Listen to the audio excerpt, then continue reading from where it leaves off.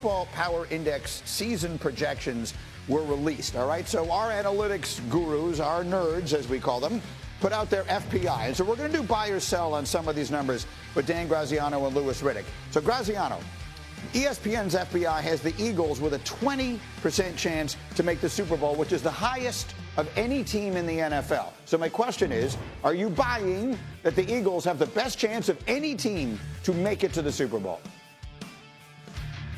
Now, I got to be the wet blanket here and sell. I mean, look, the Eagles are great, and there's every reason to love them, but it's just so hard to repeat.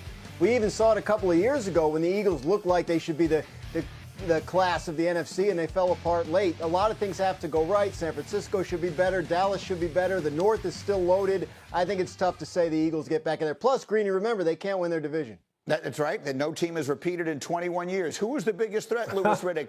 This right now, who do you think is the biggest threat to Philadelphia in the NFC? It's Washington. It's Washington, Green, because they're making all the right moves. Look, I know we want to conveniently say, well, Jayden Daniels can't have another season like he had last year. Well, why not? Why can't he? Did Cliff Kingsbury go anywhere? No. Did they add some protection on the offensive line? Yeah. Laramie Tunsil and the drafting of Josh Connerly are huge.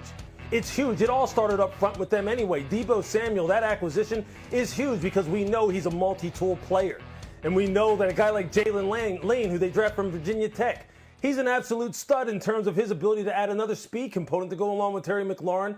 And really, you know what? Here's the biggest thing. If they hit on Trey Amos, the corner that they draft out of Ole Miss, and we saw Washington just get obliterated in the NFC Championship game by Philadelphia through the air on the perimeter. If Trey Amos can be that dude, I'm telling you, everything is looking up for Washington. Everything is looking up.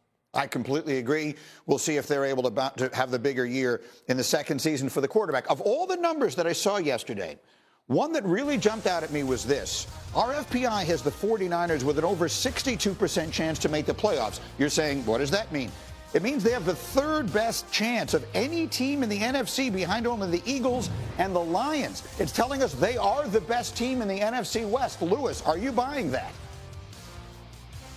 No, I'm not. Look, this situation here worries me because, one, let's just start on the offensive side of the football. And let's talk about this offensive line, which along with the defensive line has been a hallmark of this organization. It's really set the tone in terms of the way that they like to play. What will that unit look like, okay? Number two, what will Christian McCaffrey's availability look like in terms of his durability? Is it ever going to be where they really need it to be? Is he going to be a 16, 17-game player? And on the defensive side, Greeny, they're trying to revamp everything up front with the drafting of all the youth that they did this year to kind of give Robert Saleh, their new defensive coordinator, their old defensive coordinator, now new defensive coordinator, some guys to really work with once again. And the Rams are legit in the West. The NFC's stacked. I just don't know how they're not going to win the division. How do they get in as a wild card concerning all the strength that exists in the North and in the East overall with all the improvements those teams have made?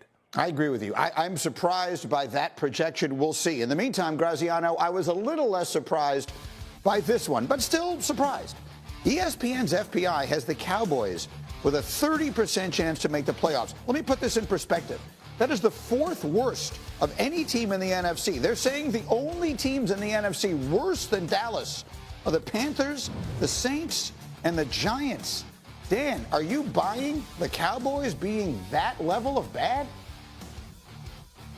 I am not. I'm selling this. Now, look, I see where they're coming from because the two teams that were in the NFC Championship game are in Dallas's division. So they're not saying the only three teams that are worse than Dallas are those three. They're saying that's the teams that have the less chance to make the playoffs.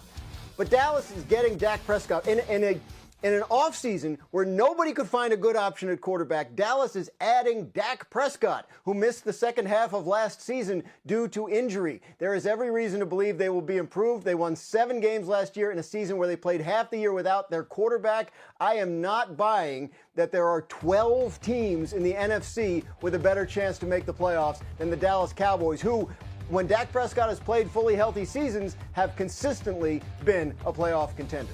What do you think, Louis?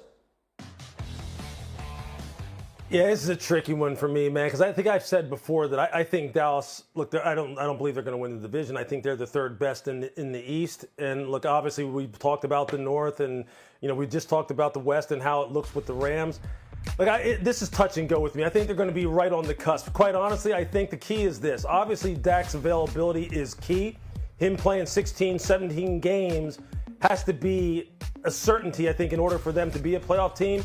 And quite honestly, the Tyler brothers on their offensive line, Tyler Guyton, Tyler Smith, Tyler Booker, all those offensive linemen who are studs, they have to all pan out and they got to be able to own the line of scrimmage. If they can do those, if they can get those two things going for them, Dak stays healthy, the offensive line becomes like some kind of semblance of what it used to be like when you played the Dallas Cowboys, which was you knew you were in for a beatdown with their physicality up front, then they have a shot.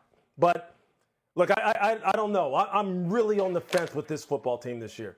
Yeah, look, I mean, I'm not sitting here telling you I think the Cowboys are going to win the Super Bowl, but only the Panthers, the Saints, and the Giants. That means that the FPI is projecting Arizona has a better chance to make the playoffs, projecting that the Bears have a better chance to make the playoffs, and everybody else besides those teams that we just named. Let me leave that there for a minute. We'll come back and do more. Now just 100 days off. We've made it more than halfway.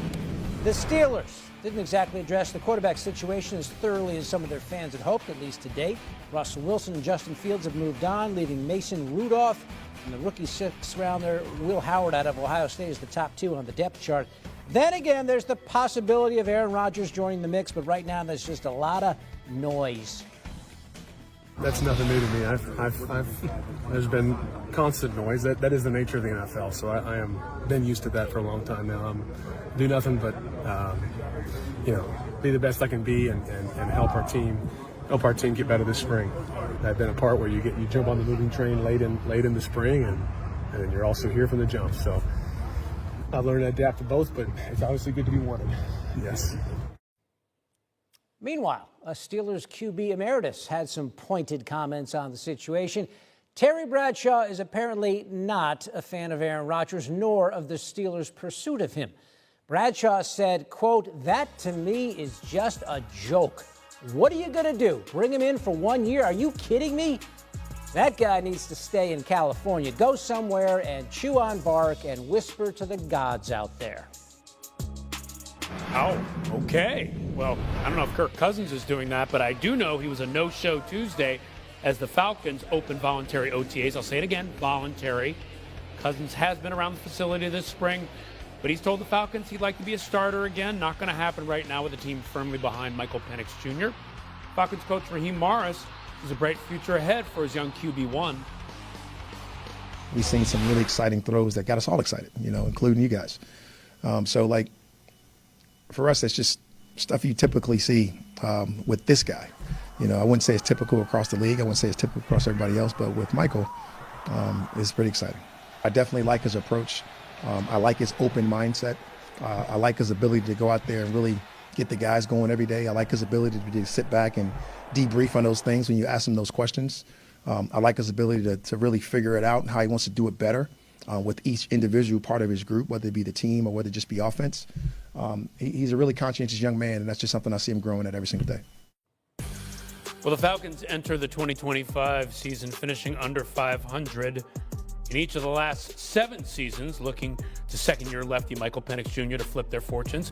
ESPN Bet Sportsbook pins them with the second shortest odds to win the South, behind only the Bucs, who've won 4 straight division titles.